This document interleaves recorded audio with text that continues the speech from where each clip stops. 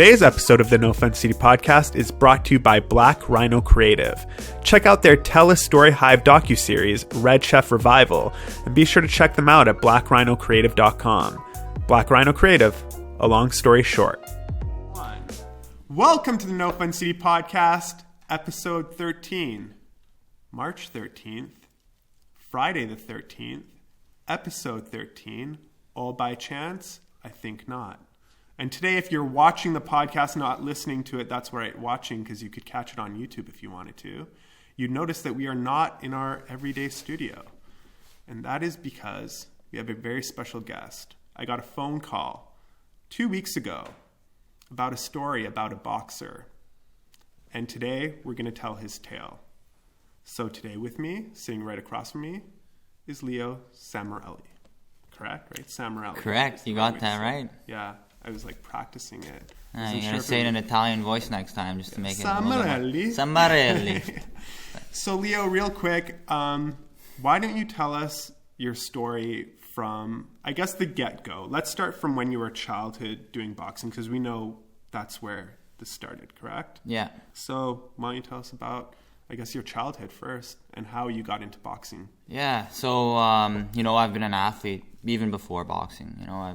Soccer, basketball, wrestling with my brothers here and there, fighting around.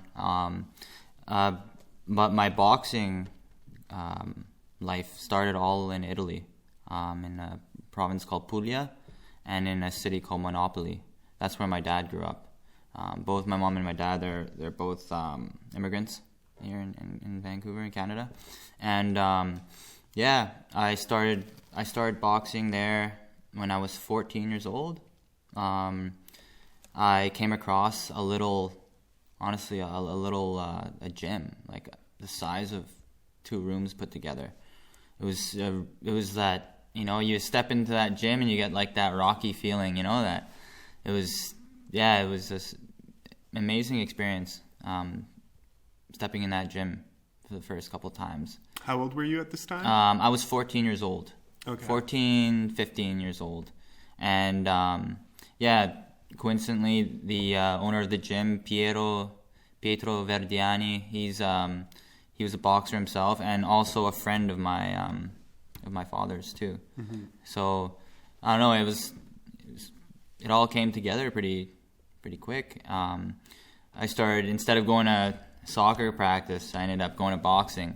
And also coming from a medical family, my dad, my mom, they were both medical backgrounds. My uncle, he was a doctor in Italy. And at the time I was living there with him. And they didn't like boxing. And when you're a kid and your mom and your dad says, oh, you can't do that. Obviously you're gonna do it, right? Mm-hmm. So I started there, and the first competitions were interregionals, and it was a tournament kind of setting, right? You go in there, you fight a couple fights depending on who's in your weight class. In my weight class, there was like 5 guys there, and I ended up winning the whole thing. And those were my first fights too. So I was a dedicated. It showed me dedication, getting into that ring, and boxing just brought something out of me that I never knew I had. I was a kid who lacked confidence. Mm-hmm. Sometimes I was even scared of public speaking in times, and speaking in front of people too, coming at a young age too. So boxing brought that out of me. You're a performer at the end of the day. Boxing, people are watching you, and it's more than just boxing. Do you think you're more of a performer than you are an athlete? No, definitely. In boxing in general? Yeah. You're just like you're a performer, right? Yeah. So do you? I like to put on a show. I like to get everyone engaged, especially when I'm fighting. I'm sure if you hear everyone or talk to anyone who watched me fight before, I was an exciting fighter. I did a lot of kind of cool moves and a little bit of flashiness here and there, but yeah, I was an exciting. I like making people, say, "Wow, that was entertaining. That was fun to watch." That was that's what I loved. I mentioned earlier, Friday the 13th, March 13th, is a significant day for you, apparently, from what I'm told.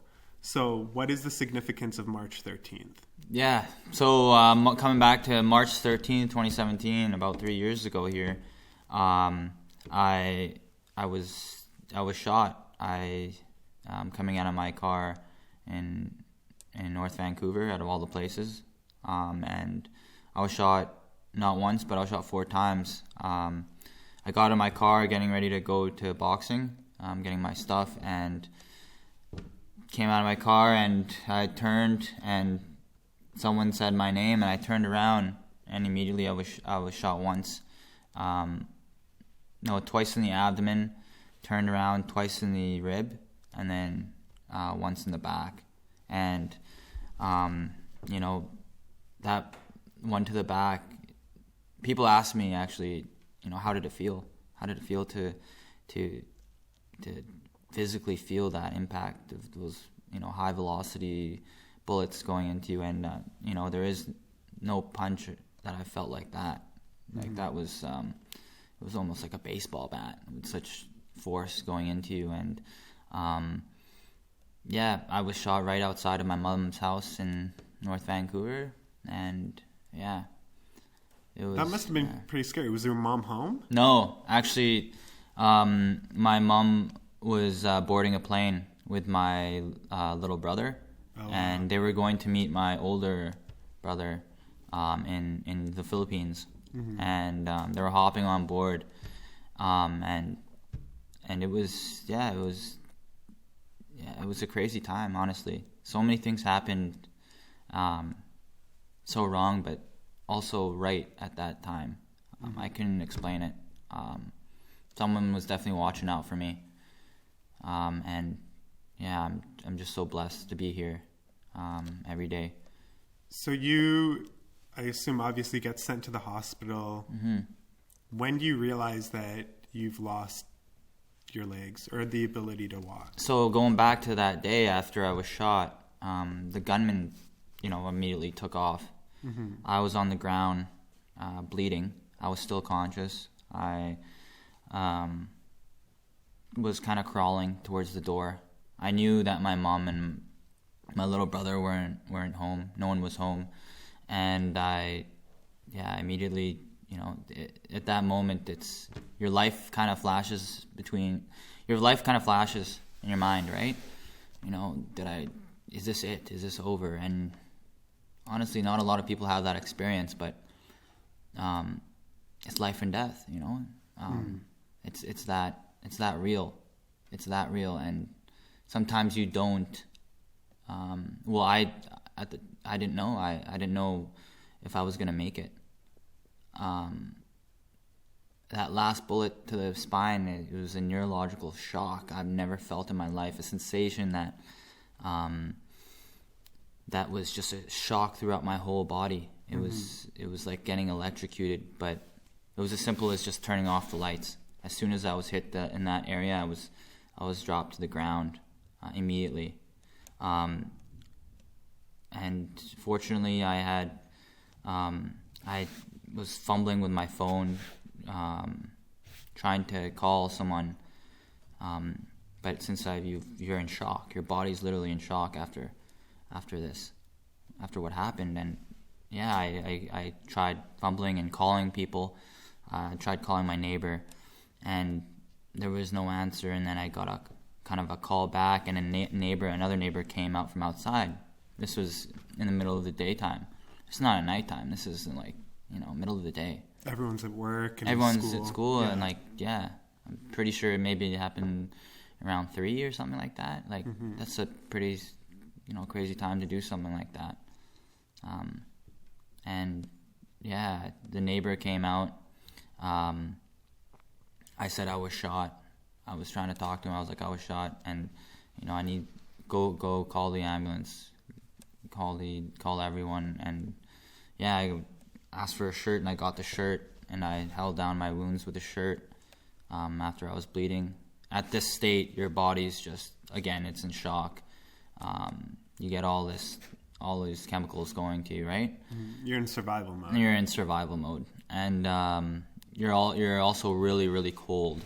I remember feeling so cold, and it was sunny that day. I was so cold, laying down on the ground like that, helpless. And can you imagine not being able to move your legs? It's kind of a surreal experience where you just turned off the light and all of a sudden your legs didn't work and you're on the floor and you can't get up, right? Did you realize you've lost the ability in your leg at that moment, or were you so shocked by everything that was going on that you weren't even paying attention to the fact that you couldn't move the lower half of your body? No, I definitely knew that something was wrong. I didn't know specifically it was a spinal cord injury. Actually, it probably did come to my mind, but again, life or death. I needed to, that was not top. That doesn't kind of go through your mind, but you know something's wrong, right? You know that, wow, I can't move my legs, I can't get back up. That's the first instinct that we have. Once you get hit on the ground, or you fall, what do? You try to stand up, right? Yeah. And that itself, I couldn't stand up. It was a shock. It was just, yeah. But on top of that, bleeding out, seeking for help, body's in shock, losing blood, that was the reality of the whole thing, the whole situation I felt, right? And if it wasn't for those people who helped me out that day, for sure, I don't know if I would still be here. Calling the 911 and giving me that shirt to hold my wounds, and for the help. As soon as that happened, undercover officer came in normal clothing. You wouldn't even know he's an officer. And he came, and I guess his job was to make sure the area itself was safe before the paramedics and everyone there to come in and help me, right? So I was laying on the floor for a while. It felt like a long time. It felt like a long time because, honestly, he didn't really say much to me when I saw him. I was like, help me, I'm shot. And all he said was like, where did he go? And I said, he took off, right? And then that was his job, was to, with his gun drawn, was to go and make sure the area was safe, And after he made sure the area was clear, I don't think I've seen him after that. But the ambulance, I guess he called in the ambulance came. And again, I didn't know if I was going to make it. I was looking at myself, there's a lot of blood. And I couldn't move my legs. And I knew that my family was in there too. So it was crazy. I then was put on a stretcher and then put in the ambulance. And after that happened, I kind of knew that I was gonna make it through. Okay. I knew everything was gonna be okay. I knew that I survived after that. After hitting that ambulance stretcher inside the ambulance, I knew that was it. I knew I survived. And how long were you in the hospital for? Sorry, wait, real quick. Yeah. Because I know some people are dying to know that are listening to this. Did they catch the guy who shot you? No, they didn't catch the guy. The guy got away, yeah. They actually, the news and police say it was another shooting happened that day. In I don't know, Surrey or somewhere else, in another city very close here. And they tried linking it together, but I think they found the guy for that shooting, but it wasn't linked together. It wasn't. Yeah, it was. I'm sure it was just random at the fact. I'm sure it was the separate guys for sure.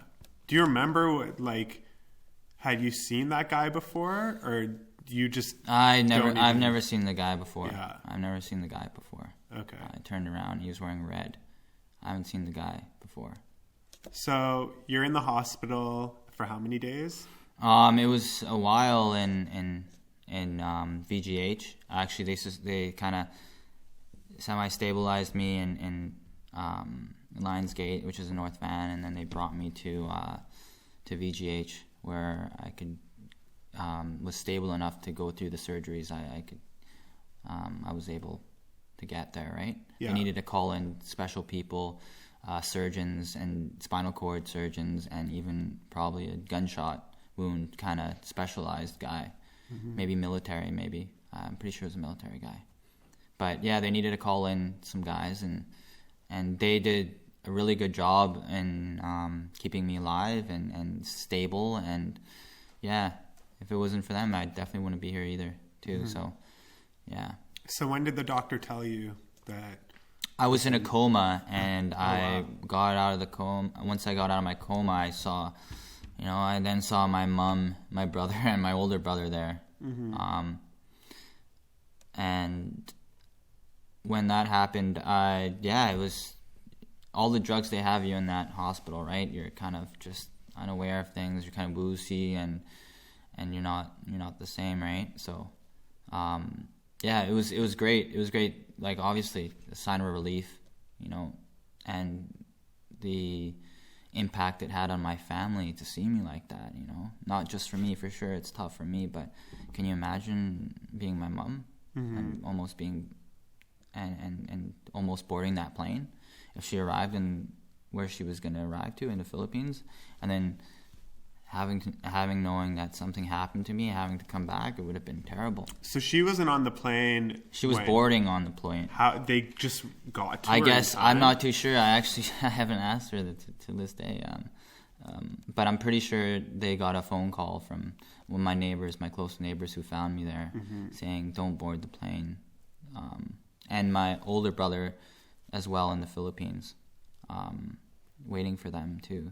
That something happened to Leo and he was shot. There's actually a really good article on the internet. It's Unsinkable, and it's coming from my brother's perspective and my family's perspective. Oh, that's cool. And it's called Unsinkable, and you can take a look at it online. It's pretty detailed and stuff like that of everything that happened, which is again crazy because. Yeah, I couldn't imagine if she hopped on that plane and or other things happened that day, right? Mm-hmm. Yeah. I don't know how you would feel about this, but if I was literally in your shoes, I would almost be thankful that my mom and my brother were not in the home when this happened to me. Oh, for sure. Do you also feel the same way? For sure. It was definitely targeted towards me. Mm-hmm. Like, the guy came out, shot me. Well, I just mean we don't know what the outcome would have been for sure. Yeah. But yeah, of course, we're all glad no one else was. Yeah. Was well, not just no one else was hurt, but the fact it would your mom seeing you like that at that time. At least when she saw you, you were in the hospital at that point, correct? Yeah, for sure. So it was a little bit of a different situation. Mm-hmm. But to find your son after he had just been shot, in your driveway or whatever it may be, blood everywhere and all that jazz, not knowing. Mm-hmm. I feel like that, in a sense, was at least a moment that was well avoided, on your mom's end and your brother. 100%. Yeah. So it was kind of, in a sense, bittersweet, but it was perfect timing. Definitely. So you're in the hospital, you're in and out of this coma, and you're also, on drugs, so you don't probably really know what days or how many days are going by. When you come to, when you're finally all said and done, I'm assuming doctor walks in, and does he tell you, or do you already know loss of legs is... Coming from an athlete's perspective, you break your arm, you wait a couple weeks, or you break something, you get a cut, and time will heal it, right? And that's the kind of mindset I had, is these guys don't know anything about me. as soon as I heard that, I kind of started laughing. I was like, these guys don't know anything about me. I'm gonna walk out of here. I'm gonna walk out of here, heal, and get back to what I need. I need to get back together and find, find out what happened and all that stuff. So no, I didn't. I didn't accept it, the reality of the what happened. Right. Were you mad when you woke up? I was angry. Yeah, I was. Of course, I couldn't move my legs. My stomach was ripped wide open. Bullets and tubes and breathing tubes and IVs and everything just attached to me. I got scars all over my body, and a massive scar in my abdomen region, and was wide open, so I can see the insides. There's a vac attached to it, where a see-through vac, where I can just I woke up and I took a look, and I was like, wow, that's the insides of me. I can literally see inside of me right now. With a vac there. A vac was because the two bullets hit the abdomen region and made, and it hit the intestines, right? You got bile fluid there, right? You got all those little digestive fluids and everything like that there. So it just made a mess of things. And then you're prone to infections. I actually had pneumonia. I had sepsis there. My blood was blood poisoning and all that stuff there. So I could have even died through that. I could have died through just that being in that critical condition. I could have gone after that. So it was on top of that. You're not really thinking straight and stuff, and your hands are. Can you imagine yourself if you woke up and you just you took a look and you just woke up and being in a coma? People ask me, what was it like? And it was just kind of like a dream after a dream almost. And all the stuff and medications that they give you don't help in that state. And they actually, a lot of other instances and other people, they say that's probably the most traumatizing thing is not knowing that in reality, right? Kind of state that psychosis, like, oh my gosh, like, is this real? It was crazy. And then waking up and just being like, holy cow. Your first reaction is to just grab everything and just get me out of here. I actually ended up binding my hands to the bed, right? To the bed, because I was like, holy cow! All I want to do is grab that tube in my mouth that was going all the way in my throat, and all this. All I want to do is I actually grabbed it a couple times and tried to head it out. That's why they bind my hands to the. But if you were awake and you were able to do that, were your lungs not able to breathe on their own at that point? At first, I had machines breathing for me. I had a breathing tube and everything like that. And then they were able to stabilize me and figure out everything and kind of take the tube out after a certain amount of time. Of healing, right? But I did need a tube to breathe first, right? I still have a bullet lodged in my lung. Yeah, it's about like this size kind of thing. And is there a reason why that one's still there? I think it's just stabilized. What the body, I think what the body likes to do is form a calcium kind of, or form a kind of shell around the bullet. It's interesting what our bodies are able to do, and doing from all this medical stuff, you have to learn about your body and different things like that. But yeah, it's definitely the bullets in my back and in my abdomen all shattered. They took one bullet out, but there's definitely still fragments of that. One of the biggest thoughts was obviously the lead from the bullets themselves. In the blood, lead's not as toxic in our bodies, and having a high amount of lead in your body can cause lots of things to your brain. It circulates around your body. So yeah, so why didn't they take that one out? I think the bullets, they were just on all these little fragments. It was just they would have to literally pick them out, and again. Yeah. Yeah, they'd have to let all these little fragments and. Oh, they're super tiny. Super tiny, right? Okay. They exploded on the bone. I have lots of shattered stuff in me. So, yeah, and yeah, fractures from the bullet itself. Yeah.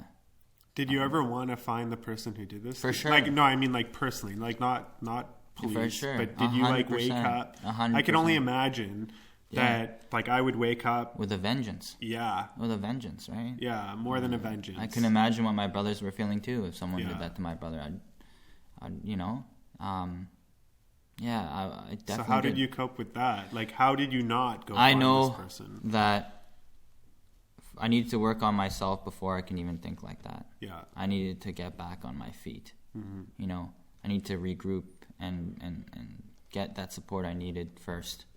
You know, that's what you tell yourself at that time. Like, you know, just wait till I get out and get up again, and then I'm gonna, you know,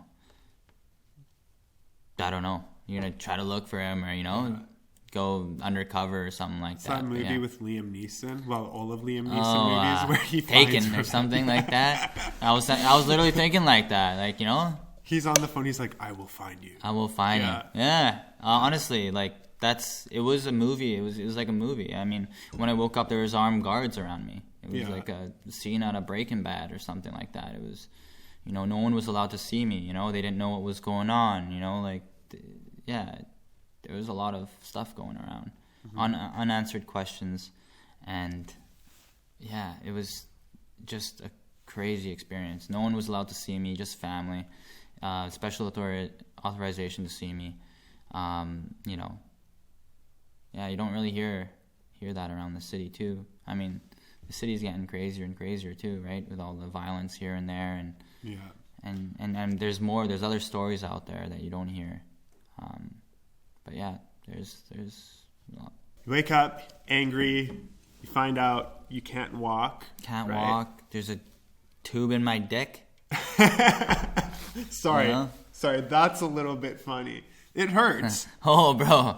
I'm not. How do you pee? Like, you just pee and it goes through the tube and. Oh, for sure. It's a catheter, right? Yeah. The catheter goes right into your. It's directly. You're in a coma. You can't piss. You can't piss. Imagine if you wake up, right? You see your outsides, and you see your insides from this vac, and then you see a machine. I mean, all these machines that are tied to you that are inside your body, and then you're like, all right, let's check Willie downstairs to see if he was shot off, and then. Jeez. Thankfully. They didn't tell you anything? Like, no, this time when you woke up and you're like, hey, this is wrong with you, this is what's happened. I mean, they do. They come to a certain point, brother breaks news to me, you know, or the doctor comes in, tells you all this stuff, but you're just in a crazy mind, you know, there's too much to process at this time, you know. Yeah. This is all happening to you, right? And you can't, you know, you're all on these drugs too, like, yeah. I assume the next step is rehab. Like rehabilitation. After a long process of little surgeries here and there, a stent in my liver, you know, staples in me, left in my staples and stitches. After all that, after stabilized, after dealing with some pain, dealing with a lot of pain at that time. Physically, in a neurological way, nerve pain too. Mm-hmm. After all that, then you get to see a little bit of rehab at the at VGH. Basically, that's where I did my. That's where I was there. How long did that last? I mean, that's just the minor things, you know. Yeah. After being bed rest, and yeah, after being bed rest and waking up, you know. If you spend 2 weeks just sitting down, like if you were in a coma, you know, your body just, you know, you don't eat, you're on fluids, your body just shrivels up, you lose everything, muscle, fat, you know, stays here and there in some places, but you lose everything.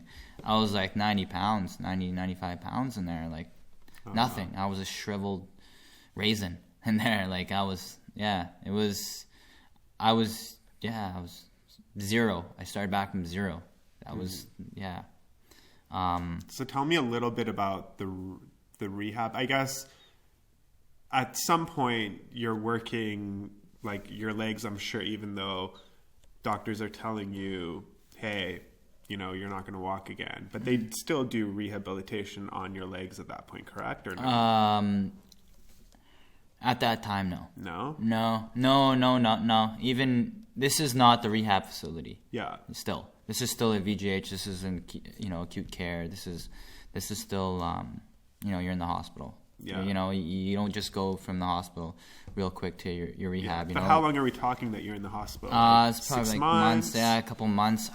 I don't remember. I actually don't remember how long I was in there for. Mm-hmm. But it was definitely some months. A couple months there, yeah. And clearly depression. Oh, 100%. I couldn't walk. Yeah. I was bed rest. I had pneumonia. I was spitting out. I was spitting out phlegm. When you're pneumonia, it's all in your lungs. You spit out fluids, right? You can't eat. You're on fluids. Literally, you can't eat. For maybe like 2-3 weeks, I couldn't eat. So, yeah, again, losing all that weight, energy. Even when someone came in to talk to me, it was like a couple minute conversation, and then I'd be like, ugh, and then just fall asleep in the middle of the conversation. Like your body is running at such a low percentage that, like your phone, you put it on battery saving mode, right? Mm-hmm. You have to be stabilized and sustaining that energy, right? Mm-hmm. And the first workout was like blowing into this little, I forgot the name of it. It was a cylinder tube where 3 balls are in, and you breathe and if you can get all 3 balls up, that's what you're getting for. I can only get up 1 ball before I'm like, before you're out of breath. Oh wow. So, yeah, the damage sustained, all that, like all the damage I had was, it's crazy. It's incredible what I went through. So let's go into the actual rehab portion then. Okay. Right. So you leave the hospital at some point. Mm-hmm. And you go into, I don't know, is it active rehab or is it? It's basically it's GF Strong Rehabilitation Center, right? Okay. And it is basically, I look at it like a school, honestly. And you have your classes throughout the day, 4 o'clock, 5 o'clock. That's basically, everyone goes home. The teachers go home. And then you're left there in your bed, kind of thing. And Oh, so you stay there. You stay there. Yeah. You stay there, right? Okay. You actually stay there. Yeah. Yeah. Again, and you have to relearn. Spinal cord injury is. I'm surprised with the number of people who actually don't know about the spinal cord injury, because there's bowel function, bladder function. That is affected. Sexual function that is affected. In many other cases, everyone is kind of different depending on what level of spinal cord injury you are. Mm-hmm. Thoracic, lower lumbar. Sacral, and then you got, the neck, So just for people who may not know the differences between those two, do you want to quickly outline that, or do you know? Yeah, I know briefly. I know the basics, I'm a thoracic. I'm the part of the spinal cord itself. So it goes, the thoracic vertebrae. That's where I'm injured, like kind of the midway of the spine. The lower lumbar area, and then you got the I forgot the other one. Sacral. That's like by the tailbone. Okay. Yeah, and then you got the quads, right? If you break your neck, up here, kind of, that's where you start losing a lot of other function, like your hands and stuff like that. So each part of the spinal cord has all these different functions that like all these nerves endings and stuff go to, right? And yeah, that's why you see like a quadriplegic, or a paraplegic. Their hands, they can't use a lot of people can't use their hands. Spinal cord injury. For me, thoracic. I can't use my legs, and then you got to start doing with bladder and bowel function, right? Mm-hmm. It's different in everyone. Everyone, incomplete, complete. I can feel. If someone was like, I can feel my legs, I'm kind of incomplete. I can't feel my legs. I'm complete. complete injury. Okay. And I have no feeling in my legs, but I feel pain in my legs, neurological pain, like something's on fire, like my legs are burning, kind of thing. Always? Always. Wow. I think, yeah. I'm probably a steady out of 10. Probably a steady 3 throughout the day. Do you have that right now? Yeah. Like talking to me? Oh yeah. So And your mood also adds into it. Yeah. So if you piss me off right now, I'm gonna, that's gonna increase I my. piss off a lot of people. I mean, so that's. I wouldn't be surprised if I did. Don't lunge at me though. Oh, bro, you'll be surprised. Okay, side question. I wanted to ask this before. Yeah. I'm gonna ask you now. You're still a pro boxer, right? If we got in a boxing ring, okay, but I still have the abilities of my leg to like actually move around and box you. Yeah. Will you still be able to kick my butt? I've never. You know what? I'm gonna say yeah. Yeah, I believe Yeah. it too. Yeah. I mean, Because here's if we're why. fighting You just in the need ring, one punch. if we're fighting in You the just ring, need one punch. I'm That's gonna go it. where I can hit The and liver. You're nuts. You're going really right there. Oh, I'll No, go no, in no, there. don't do that. No, legit. I mean, I'll go legit boxing straight. rules. You got to hit the liver. It's right there, right in front Yeah, of the you, kidney's and it'll liver. take me down. Yeah, Right. But me, I got to be smart with my punches. you do. Right? You do. And I gotta be can't quick lunge in and in. out. Yeah. Speaking of quick in and outs, I did watch a couple of your fights. Actually, one of your fights Oh, nice. against. I want to say his name was Isaac something. Oh, it was Isaiah Smith. It was a really That guy was just not. That was you actually- were in and out, left, right. Like you were ducking Yeah. him really well. Yeah. it was I think a halfway very. through that fight, he was like, I think he broke his nose. I broke his nose well, at the that ref fight. stopped the fight. Yeah. At some point, yeah. Yeah. That was a good fight. That was a super early fight. I know, yeah. That's why I mentioned was a it super early because it fight. was early in your career. Yeah, Yeah. really, really early. But yeah, that's up It was there. a fun fight. Yeah, it was definitely a fun. Okay, fight. so you have this burning feeling in your leg Yeah. all the time. How do you not go crazy over that? There's lots of ways that you can deal with pain. Obviously the attitude you have towards pain, right? Mm-hmm. This pain doesn't go away, and that is why I do sports. Sports. I live in the moment. I do something active, and it kind of takes away. It takes an edge off that pain. Mm-hmm. Once you're focused and doing other things, right? I don't take any nerve pain medication. I did before, gabapentin. Something like nortriptyline too was what I took, and other stuff. I've tried CBD and stuff too. Mm-hmm. CBD was good. Kind of relaxes you, relax the body. I did find a little bit of help in the CBD aspect of things. I don't take it right now, but yeah, it's also good in anti-inflammatory as well. Mm-hmm. Lots of swelling here and there, but. I don't. I deal with my pain. There's many ways to deal with the pain. A lot of the spinal cord injury community people take medication. Was there a danger to that though? I mean, I had a very bad experience. Bad experiences with that. You want to talk about it? I just never. Yeah. Like, was there? I'm just very stubborn, honestly. I'm a stubborn. Stubborn as in you didn't want to take it, or stubborn as in you took it and maybe you needed it. You know what I mean? Because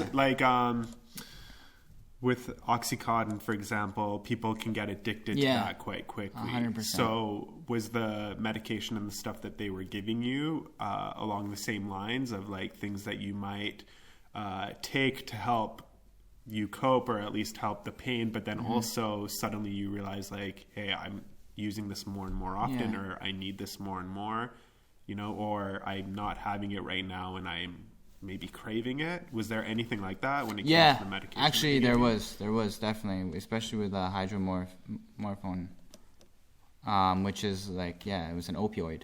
Yeah. And for sure, in the hospital you can just call the nurse, I need more, right? And you're sitting there, you just want to feel good. For sure, there was a point of time in the hospital I was like that, I just want to feel good right now, numb. I just, I don't want to deal with myself right now. So how do you get past that? I got past that slowly. I'm not against medication. I'm not against pain meds. Pain meds do so much. They save so many lives. Mm-hmm. But, the way I did it, wasn't right. You know, I cut the tail off the donkey right after rehab. I was like, I'm not taking anything. Oh, That's it. Turkey. I went cold turkey, Yeah. and that itself was the hardest battle. One of the hardest battles I've had to face, too, because I not only cut off the pain meds, I cut off a lot of the SSRIs that they gave me for post-traumatic stress disorder, right? You know, what Marines deal with after coming back from Afghanistan and war, right? Mm-hmm. You know, like, oh my gosh, who's there, right? Kind of, you know, heightened sense, paranoid, out in public, stuff like that. I was just going to ask that. Yeah. So were you always... Oh, 100%. I had very, very sharp... very sharp senses and thoughts. You know, what happens if this happened? Maybe I need to get something to protect myself. Something like that. Do you still worry? I don't worry. Mm-hmm. I don't worry. Why I really not? don't. Because there was no reason to shoot me. Yeah. I don't think those, you know... there was no reason why they would come back. Mm-hmm. Why they would, you know... There was no reason for that. And... yeah. You were boxing at the time, so do you think part of the reason maybe had to do with that? No, I don't think so. Someone got pissed off that you knocked him out in one round? For sure. At that time, you know, You thought about this? even before I was getting shot, I had a rough couple of years, you know, before that, a year and a half ago, or 2 years ago. Before that, my dad passed away suddenly in Italy, right? And, you know, I looked up to him a lot. My uncle passed away from cancer, just pancreatic cancer, just before my dad, too. Oh, wow. And I lived with him in Italy. I looked up to him. He was my biggest role model in life. And And before that, going even to more depth, you know, when I was a kid, you know, I'm not blaming these things. This is not why, you know, I'm not blaming anything, you know. But it did shape a way of thinking for me, you know, of desperation and how to deal with things, right? And not dealing with things. People, you know, men today, they don't want to talk about our feelings, right? Yeah. We don't, you know, that's the stigma, is that, you know, we're tough. But I never ended up talking to anyone about how I felt about my cousin dying from a brain tumor when he was younger. Or I never talked about what I felt when my uncle died, or when my best friend died, you know, or when my dad died. Mm-hmm. I never ended up, you know, I kept that all inside. And for sure, boxing or the sports in general, just put that away, you know, for a bit. But I never was able to deal with those things. And it got me into a dark path. Mm-hmm. It really got me to a dark path, going in a bad direction. And you know, getting involved with people that are, you know, not my friends. Yeah. You know, and being a high-level boxer, you know, you're surrounded with people that, like, yeah, Leo, you know, you're my friend, right? Mike Tyson had all those good people around him when he was champ. How many people stuck around after, you know, all those allegations, and when he was down to in the hole, you know, he who's hates there? Don King too. Yeah. Yeah. Literally, I think recently there was an interview with Mike Tyson and Don King. They were in the same place. And Mike Tyson walks by Don King, and Don King goes to tap him. He's like, "Don't touch me." Like, in front of, like, hundreds of people. He's like, "Don't touch me." It was scary. Like, it looked like he was going to knock him out. So it's weird, because that was the promoter at the time, right? Somebody who would, well, I guess, I mean, he was making money off of him. But at the time, Don King was pretty close to all those fighters, right? Oh, for sure. But, I mean, boxing has a dirty side to it too. Yeah. The money side. Right? Yeah. People are greedy, you know, people take advantage of situations. Of course. And not just Mike Tyson, you can look at many other stories out there of fighters getting ripped off and getting taken advantage of. Mm-hmm. And for sure it's dirty. There's a lot of money in boxing. Mm-hmm. You know, it's entertainment. Definitely. I didn't lose hope in my body in terms of I need to rebuild it. I knew boxing's done. Boxing's over. Wipe that out. Wipe that away from your mind. Leo, don't even think about it. Don't even watch it. Don't even associate yourself with people there, because it was just that kind of sadness. Mm-hmm. And yeah, it was that kind of sadness that I had. It was like a harsh breakup. It was like it was worse than a harsh breakup, right? Really? You see it all the time, and a lot of my friends I play sports with, and that's who I identified myself as before. I don't know who this Leo is. Mm-hmm. I wake up and I can't box anymore. Who is this guy? Who am I? You know, you lose a little bit about yourself. You know, you're not that. You tell yourself you're not that person anymore. You don't identify as him. You're not the champ anymore. That's what you tell yourself. You honestly, you tell yourself. Even I told myself worse things when I was down in that hole like that. Real quick, going back to friends, because you just mentioned that were in the boxing circle. A lot of people, when they go through traumatic experiences, whether it be, especially in the hospital, whether it be cancer or, you know, like getting paralyzed or, you know, huge accident, and then they kind of got to rebuild their life. A lot of people say that, like, their support system sort of like falls apart. Like, people who are their friends aren't necessarily there anymore. Did you find that to be the case with you, or did you find that all your friends that were there when you were boxing were still there to support you post-accident? I think the circumstances of how I was injured for sure played a role of people coming by and wanting to come by and say, man, are you okay? And, you know, but yeah, I'd like, say I mean, maybe 10% of the people out of 100% stayed by my side. There was a lot of people who just completely cut me off or didn't say anything or you know, message me or something like that. But I think, you know, a lot of people stayed around. They asked how I was doing. They asked for support. It was the attitude I had too, right? Well, a lot of people don't want to be bogged down by negativity. Exactly. Or not even just that, just being in a miserable situation, I guess you could say. Yeah, where you're looking at somebody and it's just kind of like upsetting. Everyone wants to be with a champ. No one wants to be with a loser. Yeah. No one's saying you're a loser. I'm just saying no one wants to be down that low, you know, like experience that and feel that way. It's a very pivotal and rough time of my life, for sure. So contemplating life itself. So how does it end up that you get back into boxing? So, as in right now, that hasn't happened since the last year. Honestly, is when I started, you know, taking the steps forward, rolling into a boxing ring, and getting encouraged and meeting with old friends from boxing and stuff like that to encourage me to get back in there and to find different ways of training as well.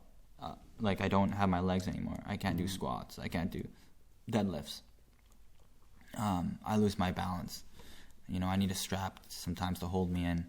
So, the whole dynamics of finding a new way to train and to integrate myself back into a community I once knew, right?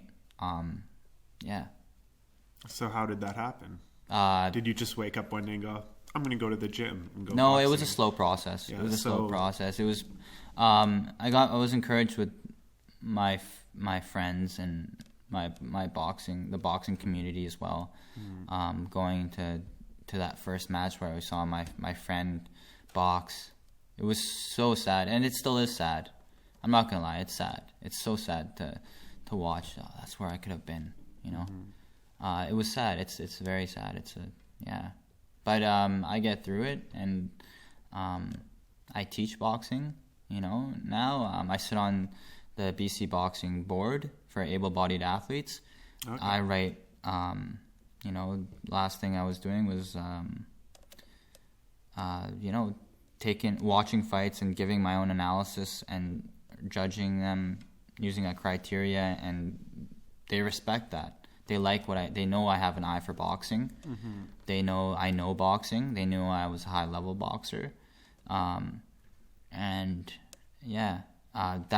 all those things combined kind of slowly dragged me into I didn't say drag me, but pull me into going back to boxing, the boxing world. And going back to Rain City Boxing, my Rain City Boxing here in Vancouver. That's where I do my adaptive boxing class, and I was able to inspire other guys to come in and just try it out. Get some frustration out. You wake up in the morning, your first thing you feel is pain. Get out and do that, whether it's mentally, physically, emotionally, any pain, right? You get into the ring or you box, you put some gloves on, you hit the bag, you do a little bit of sparring, that itself. So how did you hear about this adaptive boxing? Was it already a thing? Or? No, it was not a thing. So globally, there's no... there's talks around the world. Everyone's kind of doing their own kind of thing, trying to get sanctioned in many countries. There's people out in the UK. There's World Adaptive Boxing Council. They have a bunch of people, just a good big chat of people around the world doing kind of similar things and trying to get it to that sanctioned amateur level. And then there's people on the other side of the spectrum that are just trying to go immediately to pro. There's lots of talks around both, right? And look down at Mexico. I'm pretty sure they have their own sanctioned pro fights already. Or at the So is there exhibitions for you here? To go, or have you gone? No, I mean I always get asked. They actually asked to fly me out in to Mexico to do a couple rounds, 3-4 minute rounds and stuff. No, why not? I don't want to. I can't ruin it for everyone right now. What do you mean ruin it? Because I don't necessarily agree sometimes with the. I don't really necessarily agree with the safety of things first. There has to be rules in place which makes it safe for adaptive athletes to do. What are the classifications? Am I going to be fighting an amputee? Who am I going to be fighting? There has to be classifications. Yeah, I was just going to ask you, is there like... someone who I'm going to fight who's my weight, or weight range that we agree on, and kind of the same ability level, or what I agree on as well. But there needs to be factors in place and rules too that make this sport safe. And if I ruin that and I show other people that boxing isn't safe, and I show people that look, it's going to hurt someone this even more of their disability or life in general, what kind of example would I be? Would that set the sport? Would it set the bar higher? No, it would. People would look at that and be like, "No way, we're not going to allow that in the Paralympics. We're not going to allow that there. It's bigger than me," and that's why I don't like to do it yet. So, are there weight classes? There is classifications. The biggest classification things I've heard was from the World Adaptive Boxing Council in the UK. I think they're working towards getting that. Like lightweight, heavyweight. Weight classes, classifications on disability, levels of disability. Some space between to work with there. You're not going to find that exact person, but you're going to find an equivalent person to box. And I've seen a lot of the amputees do it. There was a big show a couple months back where at Bulldogs Boxing there and Salmon Arm or somewhere in the interior, they had some guys come from the UK, and that's where we kind of talked to. And they had an amputee and someone who was kind of visually impaired, not fully visually impaired, but they were both in a wheelchair, sports wheelchair, and then they were displaying amazing boxing, slipping, countering. Not a slugfest you would find in Granville, Granville Strip on a Saturday night. These guys were actually boxing. They were displaying the art of boxing. They were, using their techniques. They were having fun out there. They were, they were protecting themselves. It was amazing, what I was watching. And, I didn't see anyone who had spinal cord injury do it. So this is what we're doing now. This is what we're working on right now. Okay, so would you fight somebody outside of your weight class? Like, I'm thinking... I would, honestly, if... I'm thinking where you have speed, and skill, heavyweight and guys experience. Got the heavy hands, right? Yeah. So is that really a factor of this guy's a bigger guy than me, so I shouldn't be fighting with him? Or is it, well, I've got this, he has that, sort of like tit for tat in that case? Yeah. Because that's where I see a gray area in where weight classes might not necessarily be, might not be a huge factor when it comes to wheelchair boxing. Yeah, because of the fact that you would have speed where somebody else would have heavy hands. But for somebody who might not understand wheelchair boxing, do weight classes matter? I think they do. I think they should. There's definitely leniencies. In able-bodied boxing, they meet at one weight, and they have to be in that one weight. I think there could be a range to stay in for sure. But for sure, if you look at me, who I am a 5'7" dude, compared to a guy who's 6'2", in the chair, the guy's gonna have a longer reach than me. Yeah. Regardless, and having the proper equipment as well, the proper adaptive boxing wheelchairs, which I've definitely needs to be worked on. That itself, they have them out in the UK, but we need some here. And we need to work on getting the proper equipment to make it equal and fair. You know what I mean? Whether it's a front bumper that needs to be kind of on the sports chair, there's bumpers on the chair, right? So you can kind of make contact, right? And it needs to be equally matched in terms of the logistics of things, right? The detailed things like the bumper, and all that stuff needs to be looked at for sure. But in terms of weight, like you were asking before, I think there's a lot of room to play with. There's room to play with for sure. Yeah. It's a point system, right? I hit you flush. That's a point for me. Yeah. You're gonna see guys for sure trying to wail at each other, and yeah. What I don't understand is why you wouldn't do the fights anyway. And here's my debate to you. When mixed martial arts first came heavy on the scene, like UFC first started, it was a totally different game than it is now, right? Like you look at it before, there were no real rules. There were guys that were 6'5" fighting guys that were 5'11". There was no weight class either. And in some cases, they were fighting back to back on the same day. Yeah. Right? But now you look at UFC, it's a professional sport, ESPN, there's weight classes, there's multiple forms of champions, females and males. I mean, female into the sport just came in.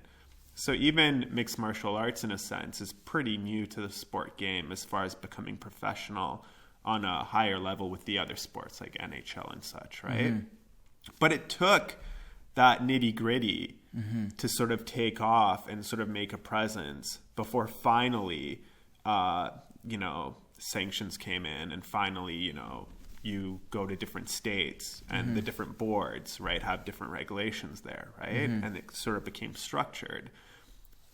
So my question to you is, we're right now, I would say, in that nitty-gritty form of adaptive boxing where, like I didn't know about adaptive boxing before I heard about you, right?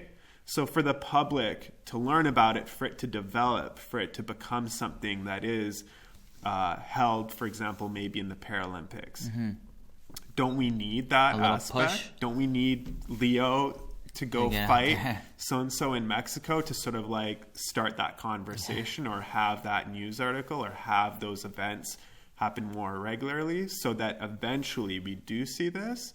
Because in my mind, it's like if you don't do it and there's no boxing match happening, then there is no adaptive boxing that's growing. Yeah, for sure.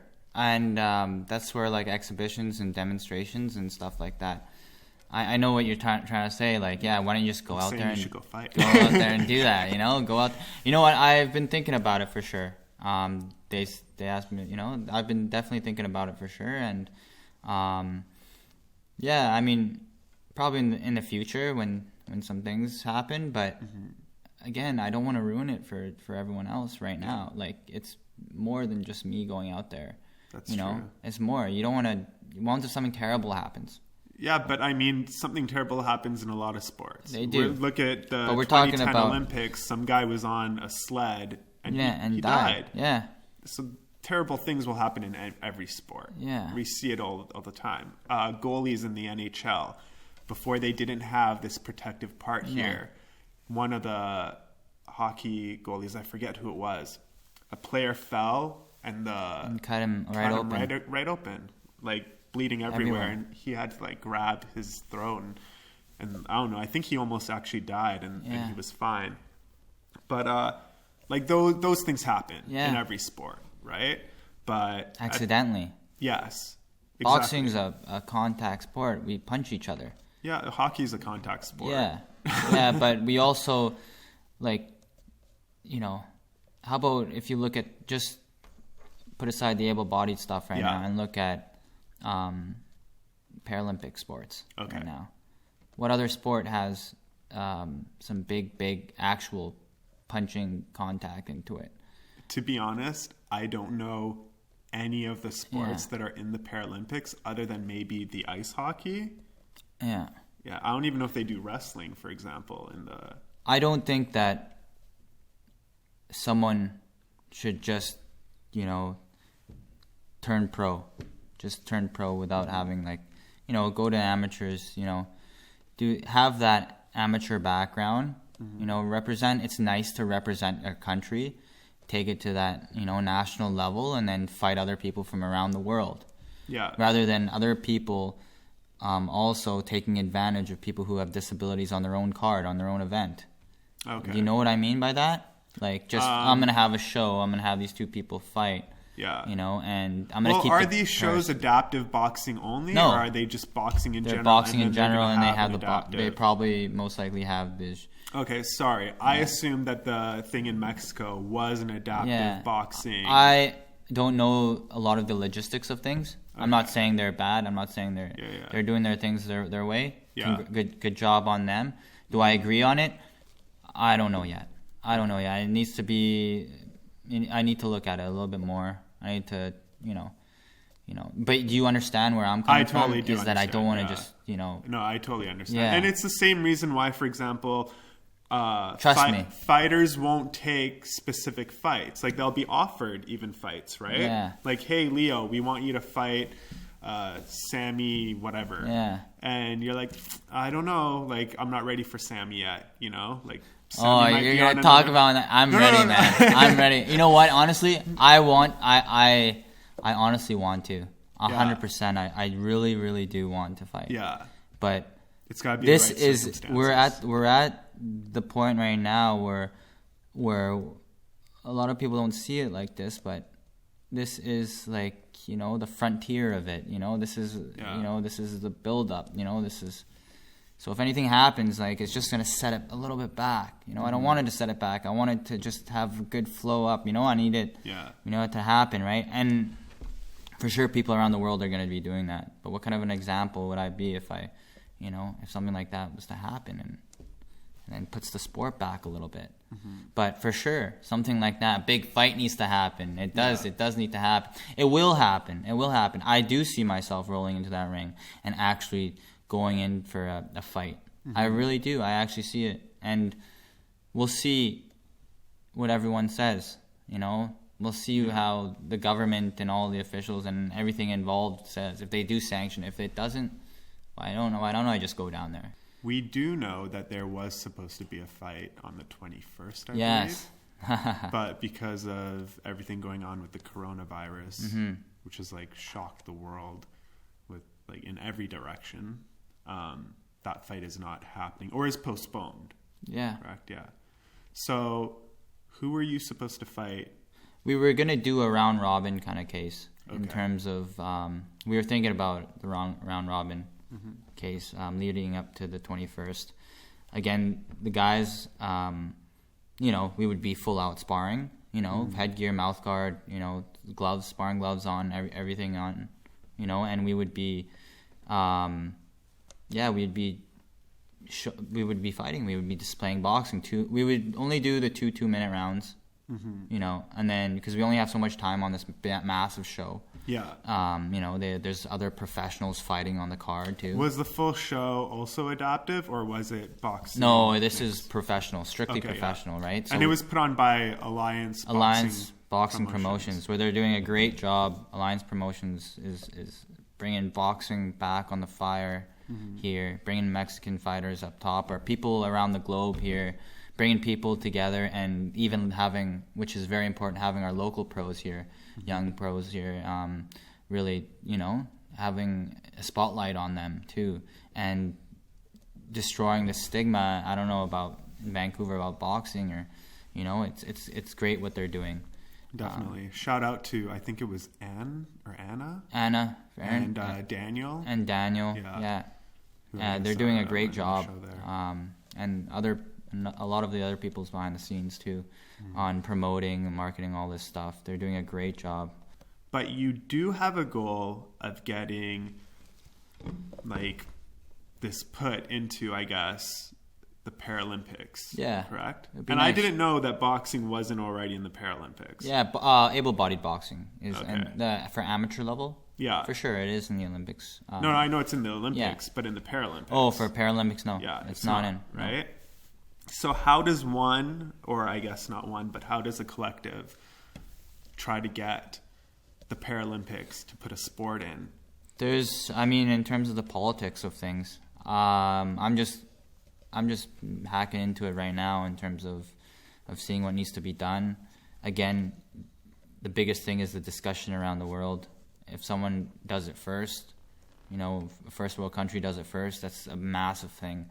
I could see it maybe happening in the UK or Wales first, where they're trying to do their own league there right now. I can say that, where I'm in discussion with them, we're all talking together.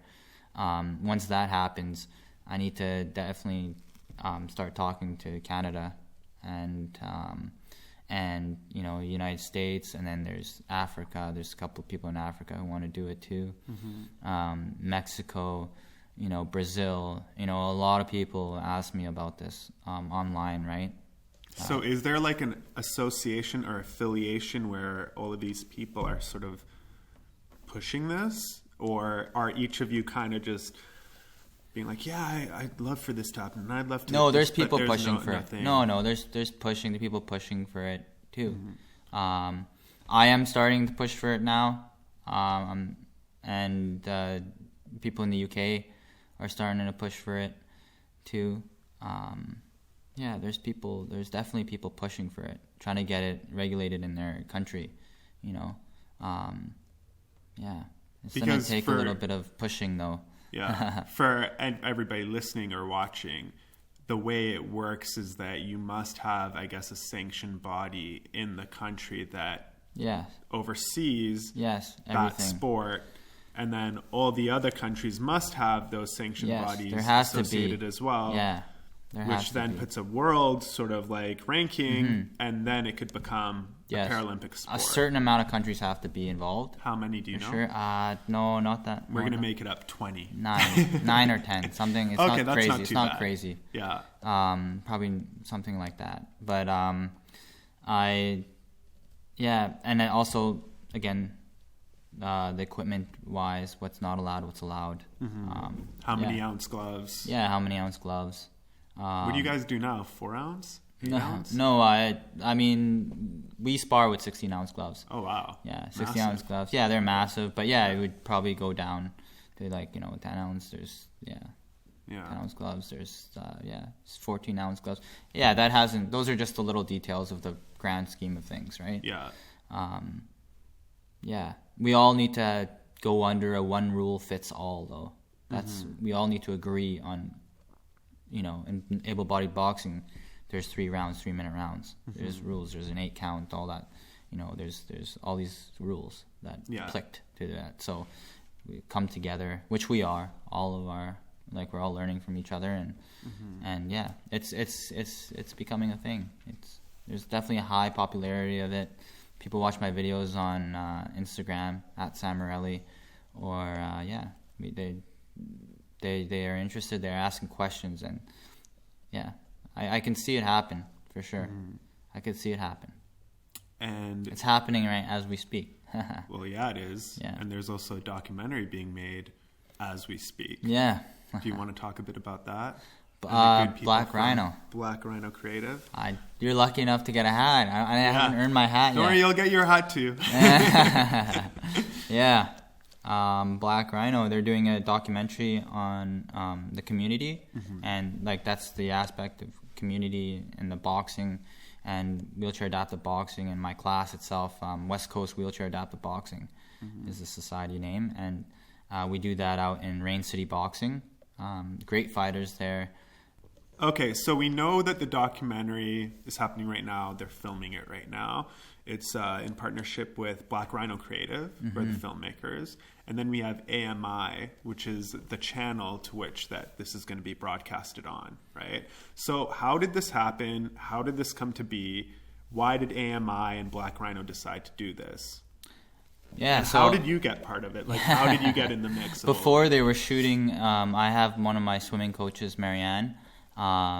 She's an amazing coach, accomplished many things. And and Black Rhino teamed up with her and a blind swimmer that crossed the English Channel. And I guess they had a talk, and she put me down as a good reference to them, and they checked me out and they saw I was legit, and we met up and we discussed what this would be all about, and how the community how it would be focused more on the community and the people who are involved to it, and it gets down to the each individual in my class who are actually going to participate in this sparring event, the wheelchair adaptive boxing event, and it really it goes in depth about what they do, what they do their whole life. Daryl, Mitch, and Paul. They all come from a different background, kind of similar disabilities, all spinal cord injury, and they go in depth. They play other sports too, and we all meet together to do this boxing, wheelchair boxing.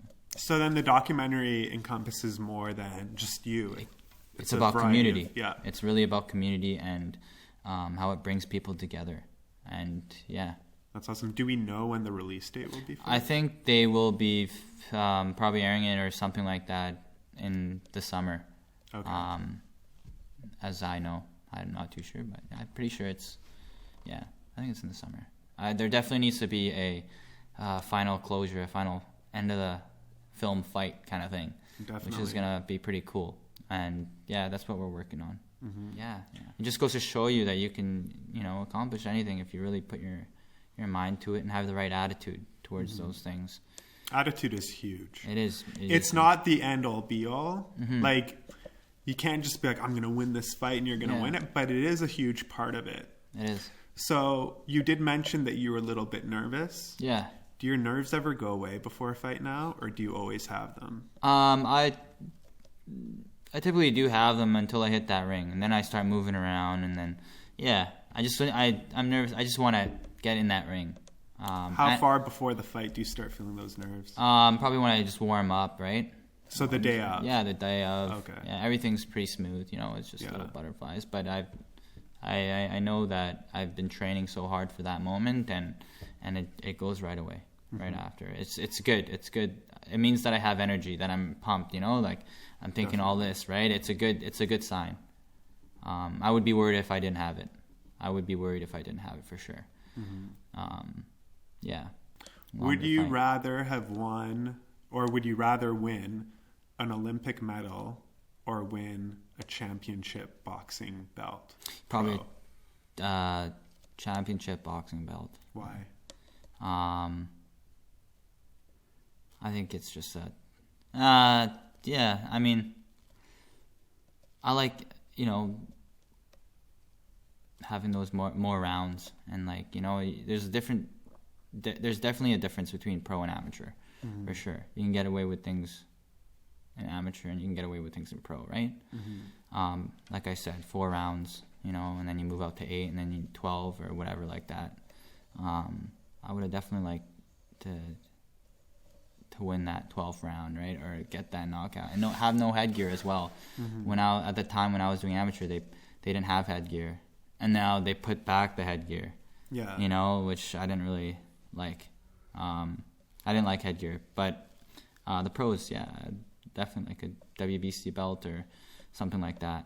That would have been cool for sure, and maybe even fighting at the Madison Square Garden, where Muhammad Ali, were the greatest, have fought there. You know, everyone wants to fight at Madison Square Garden. Who knows? Everyone maybe wants one to day do something at Madison Square Garden. Maybe I'll fight there one day, right? Yeah. At the amateur. I mean, with wheelchair boxing. Who knows? Yeah. After that rehab whole thing. Okay. Yeah. I want to just travel back because a lot of stuff happened there. A little bit. Yeah. I immediately after the rehab at GS Strong, I actually got involved with another rehab. I wasn't satisfied with the rehab there.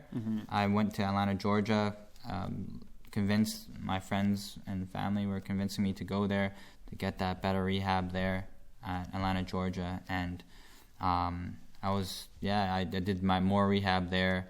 I got involved in many studies too around the States, exoskeleton studies, using robotics and stuff like that. I was going to ask you about that because I saw on your Instagram you were walking in this exoskeleton crazy machine, which is a rehab device. Is it called an exo? It's an exoskeleton. There's a couple out there right now, but they're mainly focused on the rehabilitation, not functional going out there and everyday use. So how far are we away from having something like that? I think we're a little far away, but there's been big advances and studies and stuff like that. For spinal cord injury, we have the Epidural Stimulator right now, which is implanted on the level of the injury in your spine right now. So like a little receiver kind of thing, where it can bypass where the injury is, and it can go through this device and reconnect. There's lots of, and then you got the stem cells things, and then you got all this other thing. Yeah, so I think I think we're on the right track for spinal cord injury, and I think. So is that an option for you? There is an option for yes, for sure. So studies is there a reason why you're not? You just don't want to be the first person to do it? I don't want to. Yeah, why would I get the first generation iPod when I know that another iPod's gonna come out when I'm ready? Yeah. to spend, because I know if I'm gonna do that, I have to put countless hours. I will do it with 100%. I will make that thing I'll own that, you know. Yeah. I will do it to my full.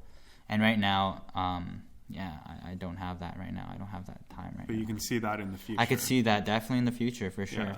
I can definitely see that in the future. So how will that change? Because right now you're in this place where you're doing adaptive boxing. Yeah. But that could actually get you out of adaptive boxing. Yes, that's the whole thing, right? It's coming across something that is a non-invasive thing would be nice. I know that they're doing studies right now, which is a non-invasive device.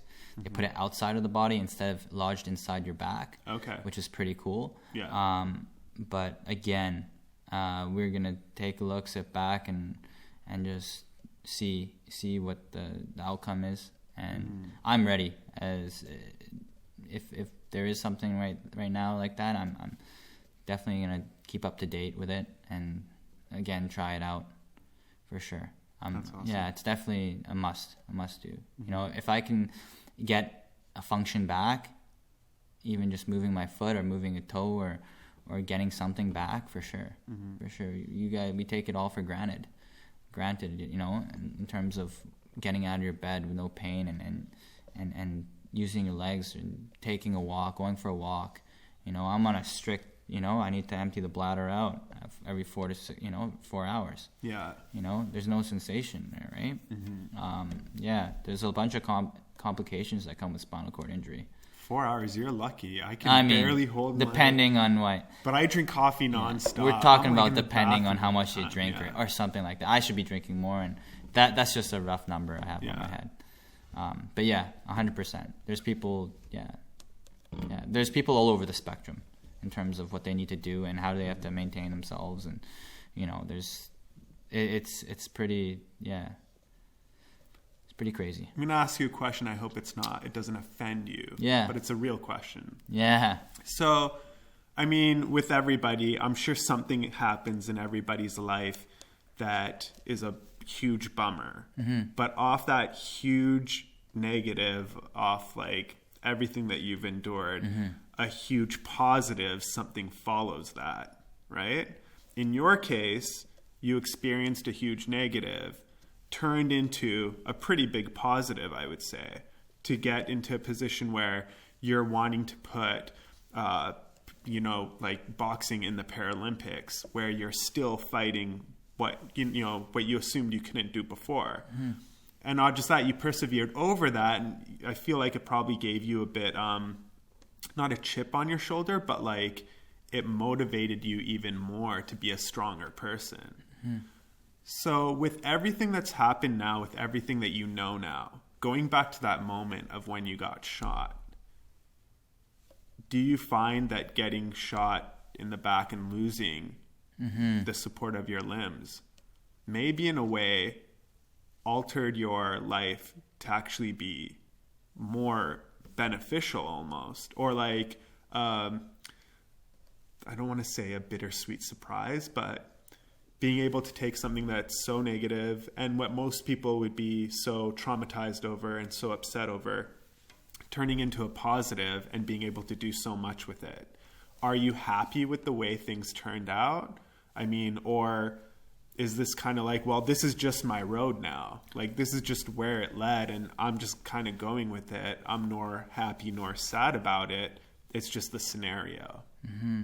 But in the case that you are in, are you in some way happy and fulfilled with what's happened? Or are you still in sort of a state of, I don't want to say uncertainty, but a state of, I am where I am?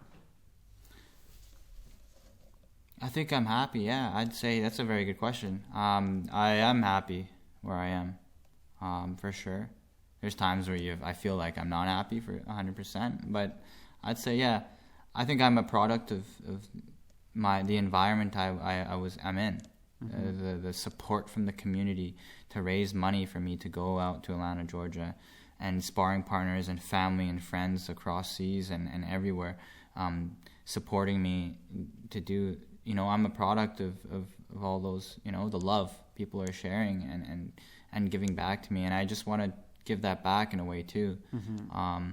I do talks at schools and stuff like that, right? And I do other things, but I want to give back, and I am happy on the direction I'm going right now. And I have still a lot of things to prove.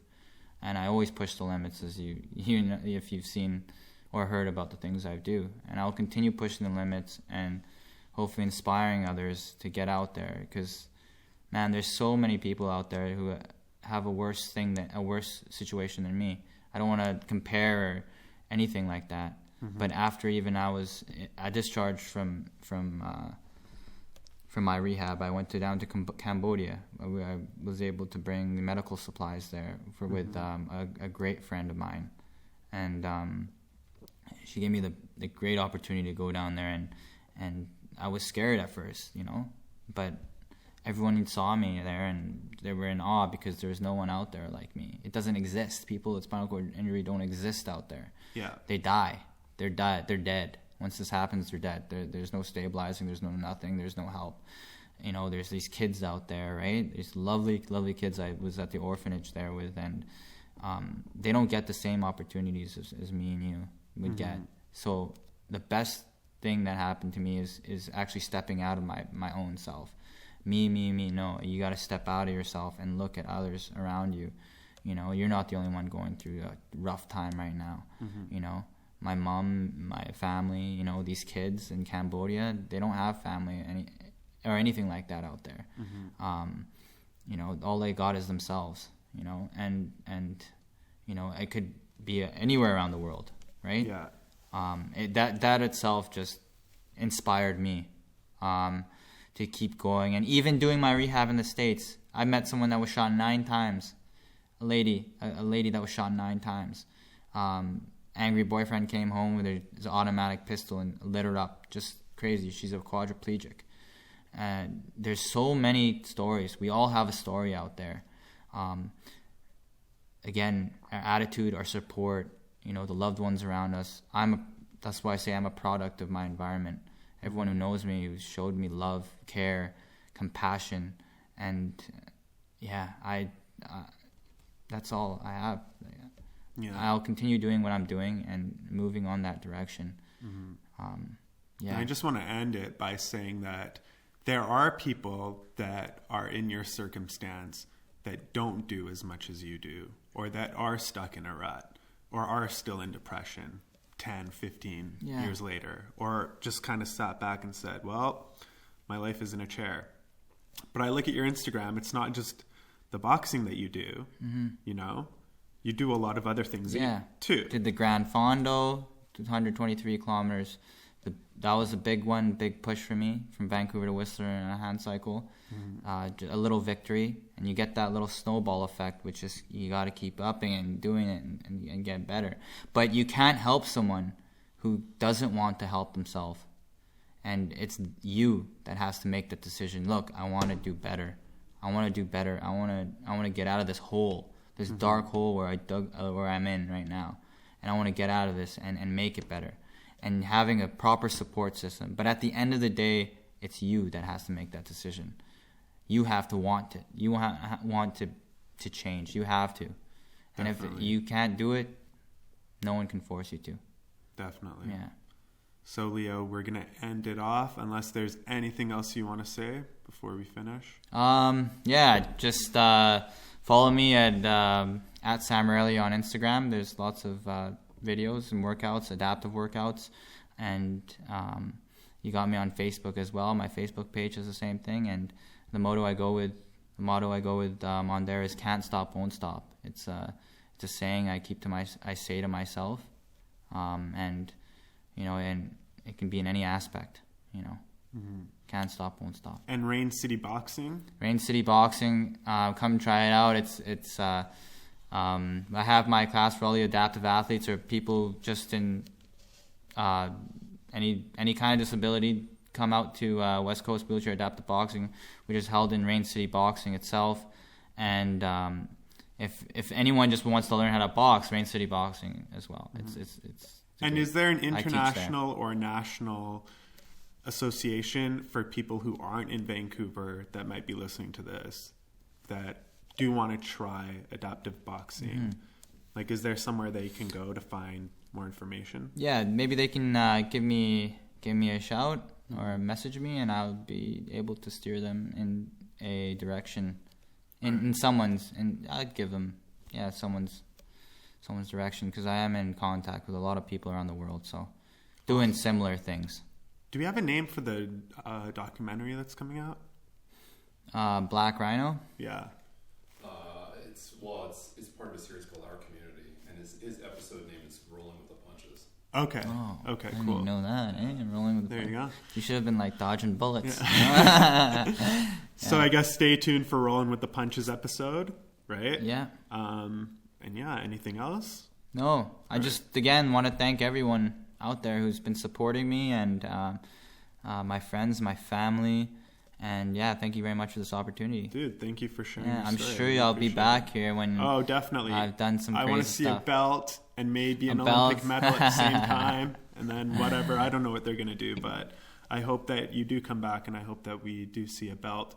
And then, you know what? Maybe we'll set up for ring 2. We'll put it to the test. This is just the beginning. I'm sure this is just the beginning. Oh, hey, real quick. Can people who aren't in wheelchair try the adaptive boxing anyway? For sure. There you go. So if you're not in a wheelchair and you just want to try the adaptive boxing, head down to Rain City Boxing. Talk to Leo. Get a lesson or two. Why not?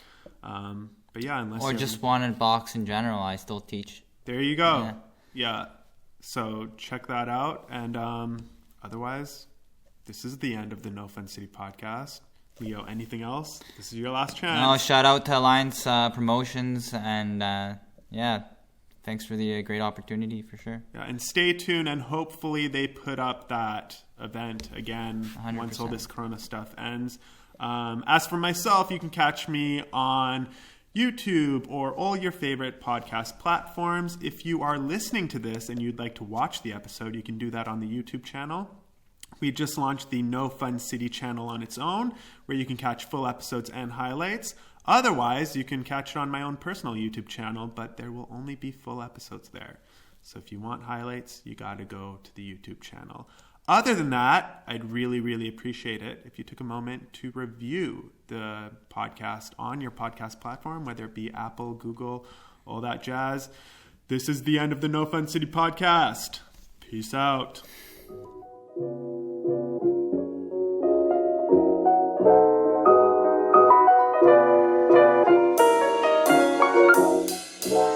Today's episode of the No Fun City podcast is brought to you by Black Rhino Creative. Check out their Tell a Story Hive docuseries, Red Chef Revival, and be sure to check them out at blackrhinocreative.com. Black Rhino Creative, a long story short.